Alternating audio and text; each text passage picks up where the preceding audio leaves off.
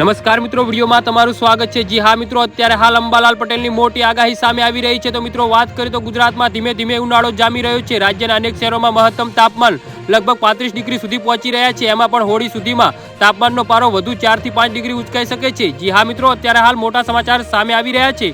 અમદાવાદમાં હાલ 34 ડિગ્રી જેટલું મહત્તમ તાપમાન રહે છે, ત્યારે આગામી 2 થી 3 દિવસ સુધીમાં આ પારો 37 ડિગ્રી સુધી જઈ શકે છે, જ્યારે હોળી આસપાસ 40 ડિગ્રી સુધી તાપમાન જઈ શકે છે। રાજ્યમાં હાલ મિશ્ર ઋતુનો અનુભવ થઈ રહ્યો છે। જી હા મિત્રો, અત્યારે હાલ મોટા સમાચાર સામે આવી રહ્યા છે।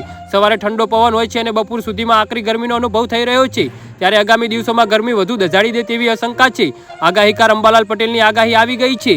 જી હા મિત્રો, અત્યારે હાલ મોટા સમાચાર સામે આવી રહ્યા છે। આગામી દિવસોમાં કાળઝાળ ગરમી પડવાની આગાહી તેમણે કરી છે। અંબાલાલ પટેલે કહ્યું કે 22 માર્ચ સુધીમાં મધ્ય ગુજરાતના ભાગોમાં 42 ડિગ્રી સુધી તાપમાન જઈ શકે છે।